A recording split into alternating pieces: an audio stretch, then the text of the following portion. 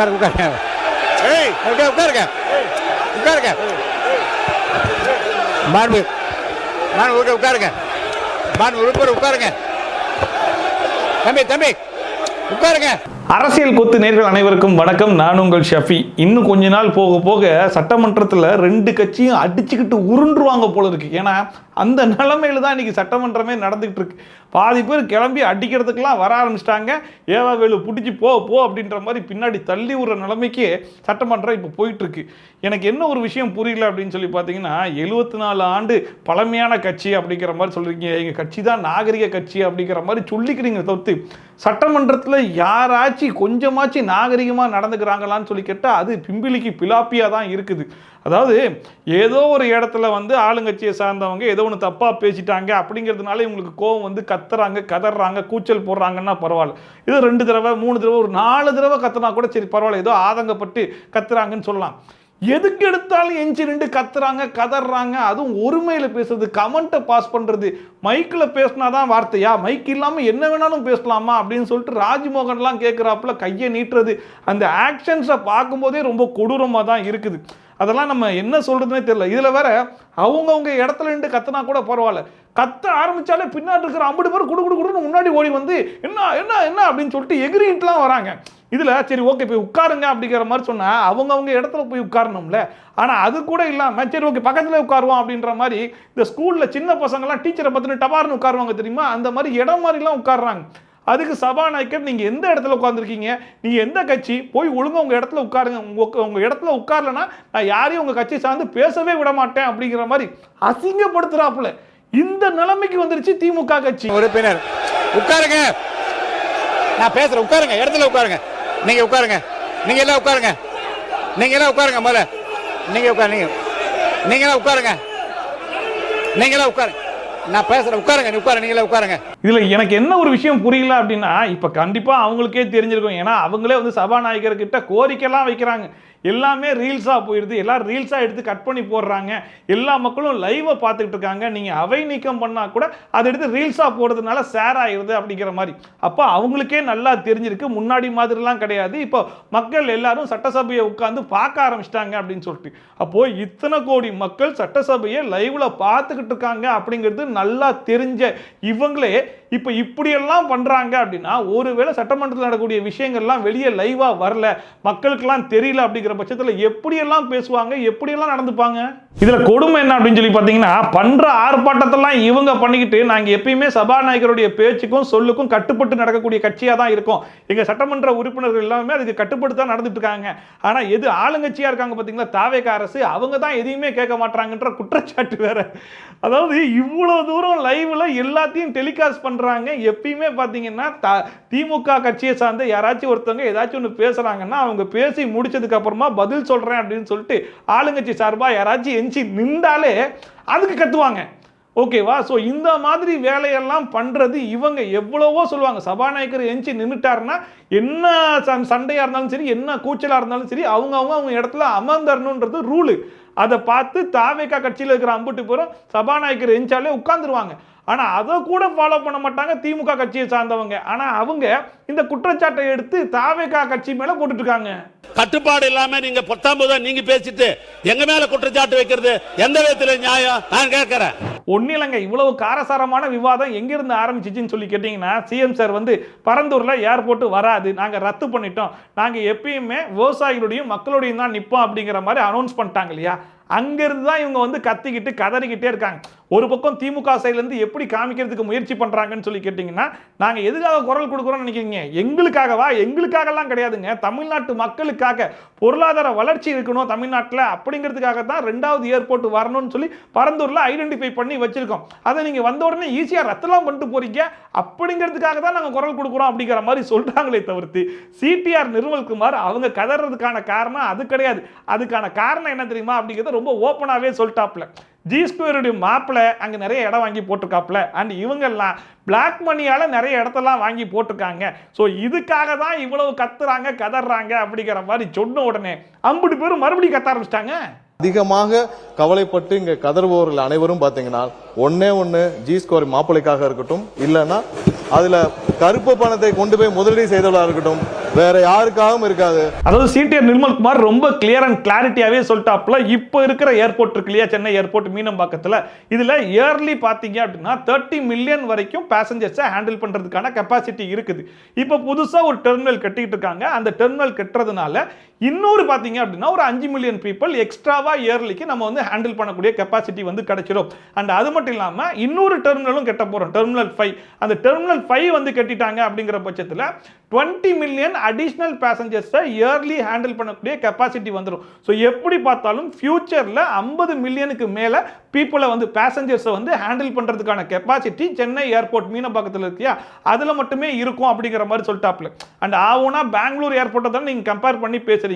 பெங்களூரை பொறுத்த வரைக்கும் 4.5 million passengers தான் இயர்லியே அவங்க வந்து ஹேண்டில் பண்ணுறாங்க. அப்படி பார்க்கும்போது நம்ம ஃபியூச்சர் பிளான்ஸில் 10 மடங்கு 10 மடங்கு நம்ம அதிகமாக இருக்கோம் அப்படிங்கிறதையும் சிடிஆர் நிர்மல்குமார் ரொம்ப கிளியராகவே சொல்லிட்டாப்ல. வருஷத்திற்கு 55 மில்லியன் கெப்பாசிட்டி வந்து நம்ம கையாளக்கூடிய திறமை இப்ப இருக்கிற கரண்ட் ஏர்போர்ட்லயே டெர்மினல் 3 டெர்மினல் 5 முடிச்சனா இருக்கும். இது எப்படின்னா இப்ப இருக்கிற பெங்களூர் ஏர்போர்ட் வந்து 4.5 மில்லியன் பேசஞ்சர்ஸ் ஒரு வருஷத்துக்கு ஹேண்டில் பண்றாங்க. அதை விட 10 மில்லியன் அதிகமாகவே ஹேண்டில் பண்ணக்கூடிய அளவுக்கு திட்டமிடல் முடித்த பிறகுதான் இது குறித்த அறிக்கையை முதல்வர் அவர்கள் தெரிவித்தார். And CTR Nirmalkumar G square மாப்பிள்ள அப்படிங்கிற மாதிரி ஒரு கமெண்ட்டை பாஸ் பண்ண உடனே டிஎம்கே சைடில் பார்த்தீங்க அப்படின்னா தங்கம் தென்னரசு எதிர்த்து, ஓ நீங்க அப்படி வரீங்களா, அப்போ உங்க வழியிலே நான் பதில் சொல்றேன் அப்படின்னு சொல்லிட்டு லாட்ரி மருமகனுக்காக தான் புது ஏர்போர்ட்டை கண்டுபிடிச்சிட்டு இருக்கீங்களா அப்படிங்கிற மாதிரி அவர் ஒரு பக்கம் சொன்னாப்ல. அண்ட் இதே மாதிரி ஒரு கமெண்ட்டை மட்டும் தாவேகா சைடுன்னு சொல்லியிருந்தாங்கன்னா டிஎம்கே இருக்கிற அம்பிட்டு பேர் நீங்க எப்படி சொல்லலாம் அப்படின்னு சொல்லிட்டு பின்னாடி இருக்கிற அம்பிட்டு பேர் ரன்னிங் ரேஸ் ஓடுற மாதிரி முன்னாடி ஓடி வந்திருப்பாங்கல்ல. ஆனால் அந்த மாதிரிலாம் இல்லை. தாவேகா சைடில் என்ன பண்ணாங்கன்னா ஆதவர்ஜுனா நான் பதில் சொல்றேன்னு எஞ்சி நின்றாப்ல. பதில் சொல்றேங்கிற அது எப்படி பதில் சொல்லலாம், நாங்கள் பேசி முடிச்சதுக்கு அப்புறம் தான் பதில் சொல்லணும்னு சொல்லிட்டு அம்பிட்டு பேரும் கத்தி ஆர்ப்பாட்டம் பண்ணி பழக்கம் போல பின்னாடி இருக்கிற அம்பிட்டு பேர் 100 மீட்டர் ரேஸ் ஓடுற மாதிரி முன்னாடி ஓடி வந்து ஐயோ ஒரு தடவை 2 தடவை பண்ணா சீரியஸா பார்க்கலாம், ஓயாம பண்ணும்போது அது காமெடி ஆகி போச்சு. ஓகே இங்க யாராச்சும் எஞ்சி நின்றாலே அம்பிட்டு பேர் ஓடி வருவாங்க அப்படிங்கிற மாதிரி. அண்ட் ராஜ்மோகன் வர இதுக்கு முன்னாடியே கேமரா டீம் கிட்ட ஒரு ரெக்வஸ்ட் வச்சாப்ல, நீங்க எங்களை மட்டுமே காமிச்சிட்டு இருக்காங்க, டிஎம்கே சைட்ல இருந்து என்னென்ன அலப்பறைகள்லாம் பண்றாங்கன்றத அப்படி போட்டு காமிச்சிருங்க மக்களும் பார்க்கட்டும் அப்படின்னு சொல்லிட்டு அவர் சொன்னதுல இருந்து பாத்தீங்கன்னா இப்ப யார் யாரு கத்துறா, யார் யார் எப்படிப்பட்ட ஆக்ஷன் பண்றா, யார் யார் என்னென்ன கமெண்ட் எல்லாம் பாஸ் பண்றா, யார் பின்னாடி இருந்து ரன்னிங் ரேஸ்லாம் ஓடி வரா, எல்லாத்தையுமே கேமரா டீம் பக்காவா காமிச்சு விட்டுறாங்க. அண்ட் அதுக்கப்புறமா பேச விடாம ஒரு வழியா கத்திட்டே இருந்ததுனால ஆதவர்ஜனாவே என்ன சொல்லிட்டாப்ல, அவர் பேசி முடிக்கட்டும், அவர் என்ன கேள்வி கேட்டாலும் பதில் சொல்றதுக்கு நான் ரெடியா இருக்கேன் அப்படிங்கிற மாதிரி சொல்லிட்டு அவர் பாட்டு உட்கார்ந்துட்டாப்ல. அதுக்கப்புறமா தங்கம் தென்னரசு என்ன சொல்றாரு அப்படின்னு சொல்லி பார்த்தீங்கன்னா, நாங்கள் ஒன்றும் இந்த பரந்தூர் லேண்டை சும்மாலாம் கண்டுபிடிக்கல, நார்த்து வெஸ்ட் ஈஸ்ட்னு எல்லா பக்கமும் அலைஞ்சு திரிஞ்சு பார்த்தோம். ஆனால் ஏர்போர்ட் அத்தாரிட்டி ஆஃப் இந்தியாவிலேருந்து எங்களுக்கு எந்த விதமான அப்ரூவலும் கிடைக்கல. எங்களுக்கு அப்ரூவல் கிடைச்ச ஒரே ஒரு லேண்டே இந்த பரந்தூர் லேண்டு தான். ஏன்னா இந்த லேண்டில் தான் கம்மியான விவசாய மக்கள், கம்மியான டிஸ்லொகேஷன்லாம் வந்து இருந்துச்சு. ஸோ அந்த ரீசன்னால தான் இந்த லேண்டே நாங்கள் கண்டுபிடிச்சோம். அண்ட் மெயினாக எங்களுடைய ஃபோக்கஸ் என்ன அப்படின்னு சொல்லி பார்த்தீங்கன்னா பொருளாதார வளர்ச்சி, அதுக்காக தான் நாங்கள் கண்டுபிடிச்சி கொண்டு வந்தோம். அதை நீங்கள் இவ்வளோ ஈஸியாக ரத்து பண்ணுறீங்களா, அதனால தான் எங்களுக்கு கோபம் வருதுன்ற மாதிரி சொல்லிட்டு இருக்காங்க. அக்விசிஷன்லாம் முடிந்து ப்ராக்ரஸ்லாம் வந்ததுக்கு அப்புறம் இந்த திட்டத்தை கைவிடுவது என்பது தமிழ்நாட்டினுடைய ஒட்டுமொத்த பொருளாதார வளர்ச்சிக்கும் அது நிச்சயமாக எதிரானதாக இருக்கும். அண்ட் திமுக சைட்ல இருந்து பாத்தீங்கன்னா தொடர்ந்து கம்மியான விவசாயிகள், கம்மியான மக்கள் பாதிக்கப்படக்கூடிய ஒரே இடம் பரந்தூர் தான். நாங்க இவ்வளவு வருஷமா ஆய்வு செஞ்சு அதை நாங்க ஐடென்டிஃபை பண்ணி வச்சிருக்கோம் அப்படிங்கிற மாதிரி சொன்னாங்கல்ல. ஆனா அதுக்கு பின்னாடி எவ்வளவு விஷயங்கள் இருக்குது அப்படிங்கறத தாவேகா சைட்ல இருந்து இன்னைக்கு ரிவீல் பண்ணாங்க. அதை கேட்கும்போது இன்னும் பயங்கர ஷாக்கிங்கா தான் இருந்துச்சு. கல்வித்துறை அமைச்சர் ராஜ்மோகன் என்ன சொன்னார் அப்படின்னு சொல்லி பாத்தீங்கன்னா, கம்பன் கால்வாய் அது அங்கதான் ஓடுது அப்படிங்கிற மாதிரி சொன்னாப்ல. கம்பன் கால்வாய் என்ன அப்படின்னு சொல்லி பாத்தீங்கன்னா நீரை உரியுமா, அதாவது சென்னையில் பார்த்தீங்க அப்படின்னா டிசம்பர் டைம்லலாம் பயங்கரமான மழை வரும், எவ்வளோ ஃப்ளட்டு வரும், அதனால எத்தனை மக்கள் பாதிக்கப்படுறாங்க அப்படிங்கிறத ஒவ்வொரு வருஷமும் நம்ம பார்த்துத்தானே இருக்கோம். அதுக்காக பல முயற்சிகள்லாம் பண்ணுறேன் அப்படிங்கிற மாதிரி சொன்னாங்க. ஆனால் ஒவ்வொரு வாட்டியும் வெள்ளம் வரும்போது யாராலையுமே கட்டுப்படுத்த முடியல, அது இன்னுமே நடந்துக்கிட்டு தான் இருக்குது. ஸோ அந்த கம்பன் கால்வாய் அப்படிங்கிற மாதிரி சொல்கிறாங்கல்ல, அது தண்ணீரை பயங்கரமாக உரியக்கூடிய சக்தி இருக்குது. அதனால தான் ஃப்ளட்டு வரும்போது நிறைய தண்ணி அது உரியுமா. ஒருவேளை அந்த கம்பன் கால்வாயை அழிச்சிட்டாங்க அப்படிங்கிற பட்சத்தில் இன்னும் பெரிய பூகம்பத்தை நம்ம பார்க்க வேண்டியிருக்கும். ஃப்ளட் எல்லாம் வந்துச்சுன்னா நம்மளால கண்ட்ரோலே பண்ண முடியாது, அவ்வளோ பெரிய அபாயம் அந்த கால்வாயை அழிக்கிறதுனால இருக்குது. இது அவங்களுக்கு தெரியுமா அப்படிங்கிறத இன்னைக்கு உடைச்சாப்புல. ஒரு தொல்லியல் துறை அமைச்சரா சொல்றேன், 1000 ஆண்டுகால பொக்கிஷம் கம்பன் கால்வாய்னு ஒரு தொல்லியல் பொக்கிஷம் அங்க ஓடுது. இன்னொரு கால்வாய் உங்களால உருவாக்க முடியுமா? பரந்தூர்ல நீங்க அங்க ஒரு விமான நிலையம் கட்டிட்டா அது ஒரு உறிஞ்சி நிலம்.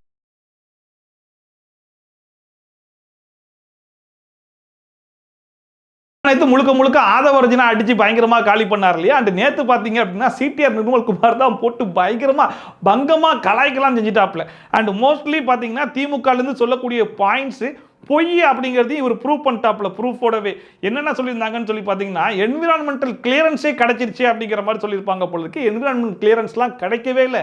இன்னும் சொல்லணும்னா என்விரான்மெண்டல் இம்பாக்ட் அசஸ்மெண்ட் இருக்கும் இல்லையா, அதையே அந்த நிலத்துக்கு பண்ணலை அப்படிங்கிற மாதிரி சொல்லிட்டாப்ல. அண்ட் அது மட்டும் இல்லாமல் 90% கிட்ட நாங்கள் இடத்தெல்லாம் வந்து வாங்கிட்டோம் அப்படிங்கிற மாதிரி சொல்லியிருப்பாங்க போல இருக்கு. ஆனால் 48% கிட்ட தான் நீங்கள் வாங்கியிருக்கீங்க அப்படிங்கிற மாதிரி சொன்னதுக்கு அப்புறமா புறம்போக்கு நிலத்தையும் சேர்த்து சொன்னோம் அப்படிங்கிற மாதிரிலாம் சொல்லிட்டு இருக்காங்க.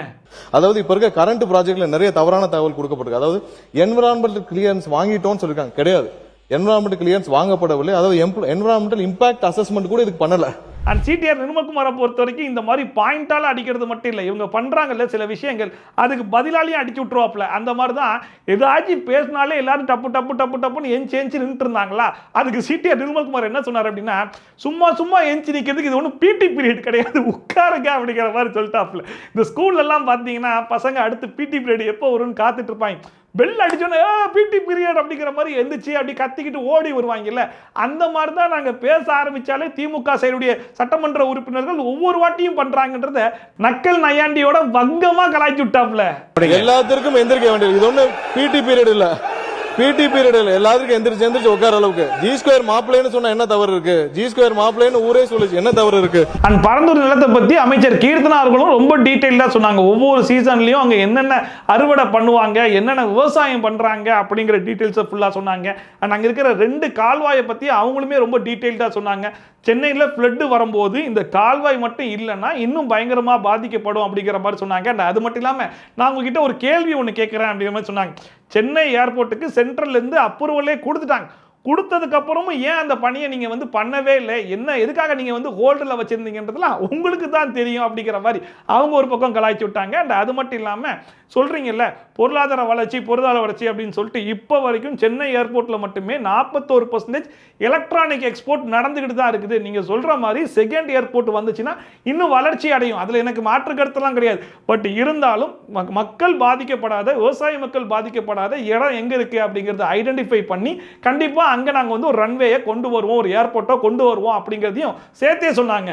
இதனால விவசாயிகளோட வாழ்வாதாரம் பாதிக்கப்படும், 1500 நீர்நிலைகள் பாதிக்கப்படும், 1000 குடும்பங்கள் இடம்பெயரணும். இதையெல்லாம் கன்சிடர் பண்ணாம ஒரு ஏர்போர்ட்டை நம்ம எப்படி அங்க கொண்டு வர முடியும்? அண்ட் திமுக கட்சியிலிருந்து பரந்தூர் இஷ்யூக்கு பயங்கரமா கதற தான் நிறைய ஷாக்கிங்கான இன்ஃபர்மேஷன்லாம் கொஞ்சமா வெளியே வர ஆரம்பிச்சிச்சு. இத்தனைக்கும் போன ஆட்சியில பாத்தீங்க அப்படின்னா திமுக கூட்டணியில இருந்தது தான் விசிகே. ஸோ விசிகே அந்த கூட்டணியில இருக்கும் போதே அவங்க என்ன சொல்லியிருக்காங்க அப்படின்னு சொல்லி பார்த்தீங்கன்னா, விவசாயிகள் பாதிக்கப்படுறாங்க, விவசாய நிலங்கள் பாதிக்கப்படுது, நிறைய மக்கள் பாதிக்கப்படுறாங்க, நிறைய மக்கள் தமிழ்நாட்டில் இருந்து ஆந்திராக்கு அகதியா போயிடலாம் அப்படிங்கிற முடிவெல்லாம் எடுத்திருக்காங்க போல இருக்கு. ஸோ இதெல்லாம் பார்த்ததுக்கு அப்புறமா நாங்கள் இதுக்கு ஒத்துழைப்பு தர முடியாது அப்படிங்கிறது தான் அவங்களுடைய அப்போல ஸ்டாண்டாவே இருந்திருக்கு. இன்னும் சொல்லணும் அப்படின்னா அந்த இடத்துக்குள்ள போகவே முடியாதான், நிறைய பேரிகேட்டை போட்டு அவங்கள வந்து பயங்கரமா கொடுமைப்படுத்திருக்காங்க. அந்த லேண்டை நீங்க யூஸ் பண்ணக்கூடாது, அதை விட்டுட்டு ஓடிருங்கன்ற அளவுக்கு டார்ச்சர் பண்ணிருக்காங்க. இப்போ சிஎம் சார் கொடுத்த இந்த அறிவிப்பு அப்படிங்கிறது அவங்களுக்கு ஜஸ்ட் ஒரு ரிலீஃப் கிடையாது, இது அவங்களுக்கு ஒரு விடுதலைன்றாரு. கடந்த காலத்தில் நாங்கள் திமுக கூட்டணியில் இருந்த போதும் கூட இந்த திட்டம் தேவையில்லை, இந்த திட்டம் மக்களுடைய வளர்ச்சிக்கு எதிரானது என்று அப்பொழுது அந்த போராட்ட களத்தில் இருந்தவன். ஆனால் இன்றைக்கு அவர்கள் விடுதலை செய்யப்பட்டார்கள் மாண்புமிகு முதல்வர் அவருடைய அறிவிப்பால்.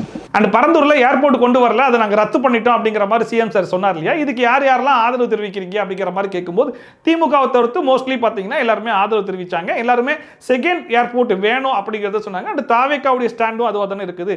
அண்ட் பாட்டாளி மக்கள் கட்சியை சார்ந்தவங்க சொல்லும் போது என்ன சொன்னாங்கன்னு சொல்லி பார்த்தீங்கன்னா, கீர்த்தனா சொல்லும் போது ஒரு விஷயத்தை சொல்லியிருப்பாங்க, இந்த திட்டத்துக்கு யூஸ் பண்ண முடியாத இந்த லேண்டை நாங்கள் வேற திட்டத்துக்கு யூஸ் பண்ணுவோம், இதனால தொழில் வளர்ச்சி ஆகும், அண்ட் வேலை வாய்ப்பு வளர்ச்சி இருக்கும், அண்ட் பொருளாதார வளர்ச்சி இருக்கும் அப்படிங்கிற மாதிரி மென்ஷன் பண்ணியிருப்பாங்க. ஆனால் பாட்டாளி மக்கள் கட்சியை சார்ந்த கணேஷ்குமார் அவர்கள் என்ன சொல்லியிருப்பாரு சொல்லி பார்த்தீங்கன்னா, ஒரு திட்டத்துக்காக நீங்க ஒரு இடத்தை எடுத்துருக்கீங்க அப்படின்னா நீங்க அதை வேற திட்டத்துக்கு அப்ளை பண்ண முடியாது, அது சட்டத்தில் கிடையாது. ஒன்று அந்த லேண்டை நீங்க மறுபடியும் விவசாயிகள்கிட்டே கொடுத்து நீங்க அவங்க கொடுத்த காசை தான் வாங்கணும் அப்படிங்கிற மாதிரி சொல்லியிருப்பாப்ல. அதுக்கு பதிலடிச்ச கீர்த்தனா அவர்கள் என்ன சொல்லியிருப்பாங்கன்னா, இல்ல ரைட் டு காம்பன்சேஷன் அப்படிங்கிற மாதிரி ஒரு ஆக்ட் இருக்குது, அந்த ஆக்ட் கீழே பார்த்தீங்க அப்படின்னா இந்த திட்டத்துக்கு பதிலாக வேற ஒரு திட்டத்தை நம்ம அமல்படுத்தலாம், இதுக்கு சட்டத்தில் இடம் இருக்கு அப்படிங்கிறதையும் அங்கே சட்டமன்றத்தில் வச்சே சொல்லிட்டாங்க.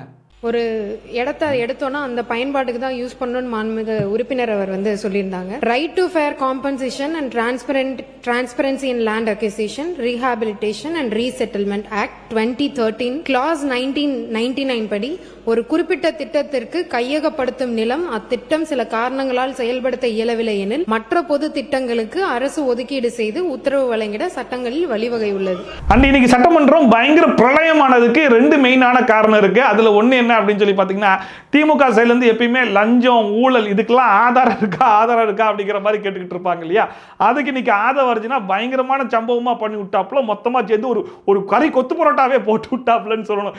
அவர் என்ன சொன்னார் அப்படின்னு சொல்லி பாத்தீங்கன்னா, 30 வருஷத்துக்கு முன்னாடி சைக்கிள் மட்டுமே வச்சிருந்தவங்க அரசியலுக்கு வந்ததுக்கு அப்புறம் மெடிக்கல் காலேஜ் என்ன, இன்ஜினியரிங் காலேஜ் என்ன, பங்களா என்னமா வாழ்ந்துட்டு இருக்காங்க. இதுவே சாட்சி, மக்களுக்கு இதுவே தெரியும்.